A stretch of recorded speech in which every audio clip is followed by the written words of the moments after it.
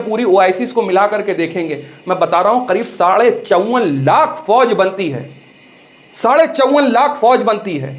क्या होगी नेटो की फौज जितनी ओआईसी के पास फौज है? एक से एक बेहतरीन आपके पास फाइटर प्लेन है। वही फाइटर प्लेन है जो यूरोप के पास है। वही फाइटर प्लेन बेहतरीन से बेहतरीन आपके पास खड़े हुए हैं जो अमेरिका के पास है। बेहतरीन से बेहतरीन वेपन आपके पास है, ट्रेंड आर्मी आपके पास है। और मस्जिद अक्सा को बर्बादी का और फलस्तीन की बर्बादी का लोग जो है तमाशबीन के तरीके से तमाशा देख रहे हैं बैठे हुए। तो क्यों क्या ये सवाल नहीं पूछा जाएगा? मुस्लिम ममालिक फिर मुत्तहिद क्यों नहीं हो रहे हैं? दबाव में है, डर है, खौफ है, अमेरिका का प्रेशर है। और कोई ऐसा बड़ा प्रेशर नहीं है। आप देखिए जब ईरान खड़ा हो सकता है तो और मुल्क क्यों नहीं खड़े हो सकते? ईरान और जो इजराइल का मसला है, ये मसला बहुत पुराना है और इसको विवादों में रखा जो है वो अमेरिका ने रखा है। पूरे मिडिल ईस्ट को डिस्टर्ब करने के लिए अमेरिका, यूरोप और तमाम दीगर लोग जो ताकतें हैं, जो पूरे नेचुरल रिसोर्सेस को कब्जा करना चाहती हैं, चाहे वो ईरान हो गया और भी चाहे मिडिल ईस्ट के अंदर, आपने देखा पूरा डिस्टर्ब अगर किसी ने करा है तो अमेरिका और उनके साथियों ने कर रखा है। और डोनाल्ड ट्रंप साहब का अगर मौक़िफ़ देखेंगे तो अब तक के पूरे अमेरिका के अंदर जितने भी प्रेसिडेंट आए उनमें सबसे ज़्यादा झूठ बोलने वाले, सबसे ज़्यादा गलत बयानबाजी करने वाले, सबसे ज़्यादा बहरूपी अगर कोई हैं तो डोनाल्ड ट्रंप साहब हैं। खुली नहीं, मैं धमकी नहीं दे रहा हूं, मैं बता रहा हूं पूरी दुनिया को, आप लोगों के माध्यम से, किस तरीके से वो कह करके आए थे कि मैं वॉर रुकवाने के लिए आया हूं। खुद इराक के ऊपर उनका स्टेटमेंट था कि अमेरिका ने और तमाम दीगर लोगों ने इराक को तबाह और बर्बाद कर दिया। और यही नैरेटिव चलाया गया था कि आप देखेंगे कि उनके पास जो है केमिकल वेपन है। इराक के अंदर 25 से 30 लाख औरतों और बच्चों को कत्ल कर दिया गया। किस बुनियाद पर? कौन जवाबदेही देगा उनकी? और यही अब ईरान के साथ हो रहा है। यही आपने देखा लेबनान के साथ हुआ, यही सीरिया के साथ हुआ।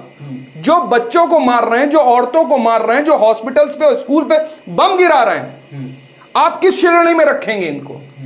ये तो बिल्कुल हैवानियत वाला है। और इजराइल जैसा नापाक मुल्क, मैं तो उसको आतंकवादी मुल्क कहता हूं, जबरदस्ती उसने अरबों की जिस जमीन पे कब्जा कर रखा है वो तो नाजायज है। आप देखे जाकर के उनकी तारीख, हमेशा से विस्तारवाद की नीति उन्होंने अपना रखी है और वो यहां तक नहीं रुकेंगे। उनका जो सपना ग्रेटर इजराइल बनाने का है वो उस पे अग्रसर हैं। और उसके लिए चाहे तीसरी थर्ड वर्ल्ड वॉर हो जाए, लाखों हजारों लोगों का कत्ले आम हो जाए, वो यहां तक नहीं रुकेंगे। पूरा विश्व चपेट में आएगा, पूरे विश्व के अंदर महंगाई होगी, बहरान होगा।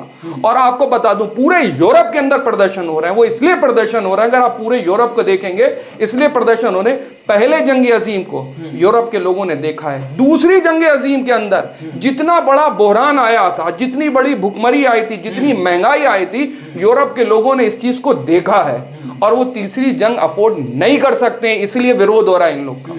इजराइल की बात कर रहे हैं, लेकिन इजराइल जिस तरीके से कहता था कि हमारे पास तो आयरन डोम है, पूरी दुनिया को बेचा करता था। हाँ, वो देखिए, इजराइल जो है झूठ का एक पुलिंदा है। मैं कहता हूं ना, bastard child of the Europe. वो एक इस तरीके से काम करने वाले लोग हैं कि झूठ, मक्कारी, बेईमानी और फितनों को जो है बढ़ावा देने वाले लोग हैं। आप बताइए आयरन डोम उनका कहां चला गया, जिस टेक्नोलॉजी को भेज रहे थे? डेविड स्लिंग कहां चला गया उनका? अब तो मोसाद के हेडक्वार्टर के ऊपर हमला हो गया है उनके, जो बड़ी बड़ी डींगे हाँकते थे। क्या हुआ उस चीज का? ईरान लगातार कहता रहा कि मेरे ऊपर जंग मुसल्लत करी जा रही, थोपे जा रही है।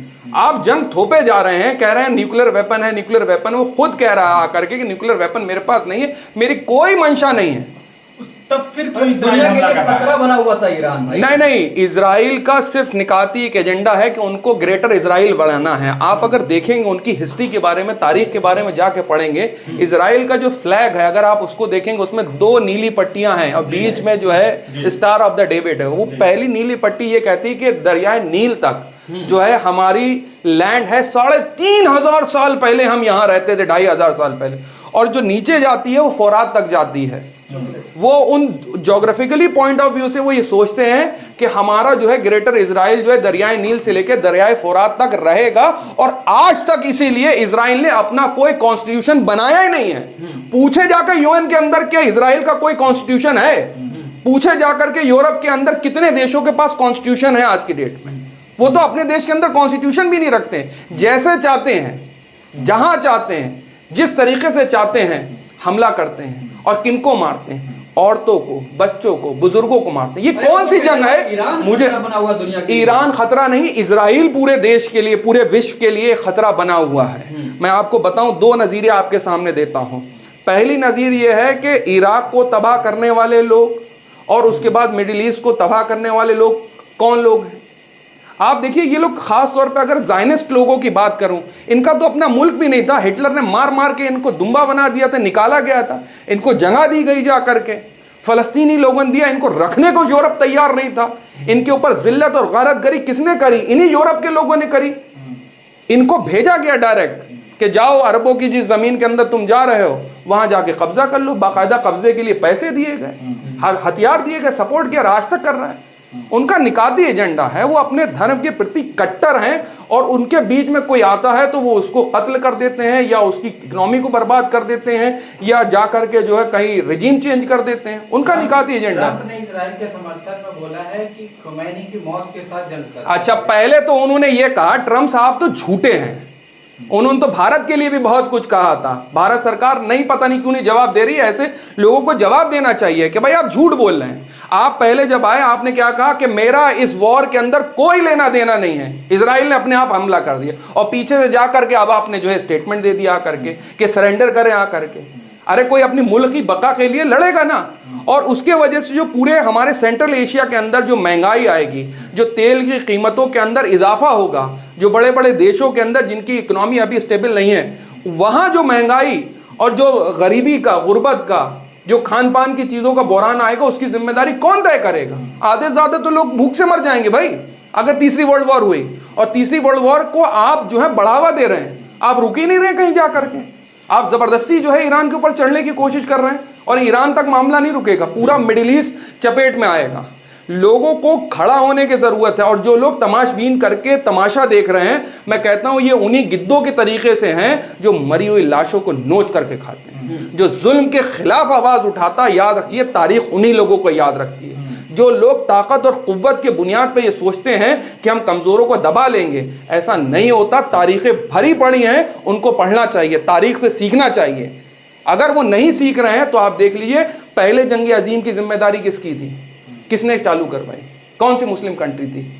दूसरी जंग अजीम किसने स्टार्ट करवाई? तीसरी जंग अजीम कौन स्टार्ट करवा रहा है? तो ईरान का साथ भी तो कोई देगा? कौन दे रहा है साथ? नहीं, देखिए ईरान का साथ कोई नहीं देगा। और मैं बड़ा मेरे अंदर तकलीफ है कि ओआईसीस के अंदर जो बड़ी बड़ी मुस्लिम कंट्रीज हैं, ज़बानी जमा खर्च तो कर सकती हैं कि हम मजम्मत करेंगे और हम ऐसा करेंगे और अच्छा नहीं कर रहा है और ये नहीं हो रहा है, वो नहीं हो रहा है, ये मजम्मतें करेंगे। लेकिन अगर देखेंगे पूरी ओआईसीस को मिला करके देखेंगे, मैं बता रहा हूँ करीब 54.5 लाख फौज बनती है। 54.5 लाख फौज बनती है। क्या होगी नेटो की फौज जितनी ओआईसी के पास फौज है? एक से एक बेहतरीन आपके पास फाइटर प्लेन है। वही फाइटर प्लेन है जो यूरोप के पास है, वही फाइटर प्लेन बेहतरीन से बेहतरीन आपके पास खड़े हुए हैं जो अमेरिका के पास है। बेहतरीन से बेहतरीन वेपन आपके पास है, ट्रेंड आर्मी आपके पास है। और मस्जिद अक्सा को बर्बादी का और फलस्तीन की बर्बादी का लोग जो है तमाशबीन के तरीके से तमाशा देख रहे हैं बैठे। तो क्यों क्या ये सवाल नहीं पूछा जाएगा? मुस्लिम ममालिक फिर मुत्तहिद क्यों नहीं हो रहे हैं? दबाव में है, डर है, खौफ है, अमेरिका का प्रेशर है और कोई ऐसा बड़ा प्रेशर नहीं है। आप देखिए जब ईरान खड़ा हो सकता है तो और मुल्क क्यों नहीं खड़े हो सकते? अच्छा, इजराइल का जो डिफेंस सिस्टम था वो तबाह हो चुका है मिसाइल के सामने। ईरान की कैसे देख रहे हैं आप? नहीं, ईरान के पास मुझे लगता है कि इस जंग के अंदर बाहर से सपोर्ट जो है उनको चाइना की आ रहा है। चाइना ने खुले तौर पे, वाजे तौर पे ये बोला है कि वो इस वक्त ईरान के साथ है। रूस भी जो है वो ईरान की पुष्ट पे पीछे बैठा हुआ है। आपको पता होगा उनके जो F-35 तैयारे थे, रूस ने भी कहा है कि लगभग 4 से 5 गिरा रहे हैं। वो करारा तमाचा जो पड़ा है इस बार, उसको बर्दाश्त जो है वो अमेरिका नहीं कर पा रहा है। ये तकलीफ बहुत ज्यादा है क्योंकि रूस से जो है डायरेक्ट व्लादिमीर पुतिन की बात जो है ट्रंप साहब से हुई, टेलीफोनिक राब्ता हुआ है, बताया गया उसमें कि भाई वो ईरान की तरफ है। देखिए मैं लग रहा है मुझे, जो मेरा अपना अभी तक जो है एनालिसिस है वो ये कह रहे हैं कि लोग धीरे धीरे कंट्रीज जो है अपनी अपनी पोजीशन डिसाइड कर रहे हैं कि कौन से लोग किस खेमे के अंदर रहेंगे। ये तीसरी जंग अजीम का अभी तक मारा ईरान? अभी तक जहां तक ईरान ने हाइपरसोनिक मिसाइल भी मुझे लगता है यूज करी है, क्योंकि वो आवाज की गति से ज्यादा 5 गुना ज्यादा तेजी के साथ चलती है। क्रूज मिसाइल भी बहुत सी यूज कर रखी और जो वो टेक्नोलॉजी यूज कर रहे हैं जो टेक्निक यूज़ कर रहे हैं वॉर के अंदर, मुझे लगता है कि वो चाइना और रूस के साथ मिल करके शेयर कर रहे हैं जो अपनी इंफॉर्मेशन है। क्योंकि पहले दिन आपको ये लगा हो कि इजराइल ने बड़ा हमला कर दिया, लेकिन जो बाउंस बैक अभी करा है ईरान ने वो तो बहुत ज़बरदस्त है। अपर हैंड जो एज है वो इस वक्त ईरान को हासिल है। कब तक हासिल होती है? क्योंकि जंगी वेड़े जो हैं वो अपने पानी के अंदर जो हैं सहराओं के अंदर रवाना करे हैं। इस वक्त अमेरिका ने मूव करे अपने वॉर हेड, यूरोप ने भी मूव करे और इधर चाइना भी मूव कर रहा है। ठीक है, सी के अंदर क्या हो रहा है वो हम लोग के पास इंफॉर्मेशन नहीं है। और इजराइल की तो इंफॉर्मेशन जो बड़े बड़े मीडिया कर्मी हैं, जो बड़े बड़ी मीडिया की संस्थान हैं, वो जाए ना इजराइल के अंदर, दिखाए ना कि इजराइल के अंदर क्या हुआ। ईरान का तो लोग दिखा ही रहे हैं, इजराइल के बारे में क्यों इतनी बड़ी इंफॉर्मेशन नहीं निकल के आ रही है कि कितना नुकसान जो है वो इजराइल का हो रहा है, ये भी बताना चाहिए आपको। वो बता नहीं रहे आप। जिस मोसाद का इतना डंका बजता तो उसके हेडक्वार्टर वो डंका फाड़ दिया उन्होंने, डंका बज बज के फट चुका है, उन्होंने फाड़ दिया। 2 मिसाइलों पता चल गई असलियत आपके। तो बिल्कुल आप जब किसी की राजधानी के ऊपर हमला करेंगे तो वो भी आपके ऊपर करेंगे। लेकिन मुझे एक तकलीफ और है, पूरे विश्व से ये तकलीफ है कि पहले वक्त में आर्मी लड़ा करती थी, सेना लड़ा करती थी। ये कौन सी जंगें ऐसी हो रही हैं जिसमें सिविलियंस मारे जा रहे हैं? आपको लड़ना है तो प्रोफेशनल आर्मी से लड़िए, जा करके लड़िए। एक मैदान के अंदर जा करके आपकी फौज खड़े हो, दूसरी की फौज खड़ी हो, लड़ाई लड़ ले। ये पहली है कि आप सिविलियंस एरियाज के ऊपर दोनों तरफ से जो हैं वो रॉकेट जा रहे हैं, उसके बाद आपके जो है एयरक्राफ्ट जा रहे हैं, आपके जो है जंगी तैयारे जा रहे हैं। ये कौन सी जिसमें सिविलियंस मारे जा रहे हैं, जिसमें बच्चे मारे जा रहे हैं, जिसमें औरतें मारी जा रही हैं, जिसमें बुजुर्ग मारे जा रहे हैं? ये कौन सी वॉर है भाई? ईरानी आर्मी चीफ को और एयर चीफ को मार दिया ना इसराइल ने। नहीं देखिए, बिल्कुल मार दिया है। और उनके अंदर खुद भी जो है बहुत ज़्यादा जो है वो जोड़ नहीं है। बहुत सी जगह से मोसाद के लोग घुसे हुए हैं इंटरनली, तो टूट जो है वो इंटरनली ज़्यादा होती है। अगर आप इंटरनली स्ट्रांग हैं, आपकी जो चीज़ें हैं, जो इन्फॉर्मेशन अगर आपके अंदर ही गद्दार नहीं होते, तो मुझे लगता है ईरान का पल्ला ज़्यादा भारी होगा। आखिरी सवाल, आपको क्या लगता है कि इसमें जीत किसकी होगी, ईरान या अमेरिका? ये मैंने, क्योंकि वॉर स्टार्ट करना जो है लोगों के हाथ में होता है। वॉर का ये प्रेडिक्शन बताना कि वॉर कौन जीतेगा दुनिया में कोई नहीं बता सकता। मैं आपको बता दूं, बड़े बड़े जितने लोग प्रेडिक्ट करते हैं, जो जर्नल्स हैं आर्मी की या चीज़ें हैं, आप देखिए हेनरी किसिंजर की बुक्स हैं, जा करके वो भी वॉर को प्रेडिक्ट, इतना बड़ा उन्होंने वॉर के ऊपर बुक्स लिखी हैं, वो भी नहीं प्रेडिक्ट कर सकते हैं कि वॉर कहाँ जाकर रुके।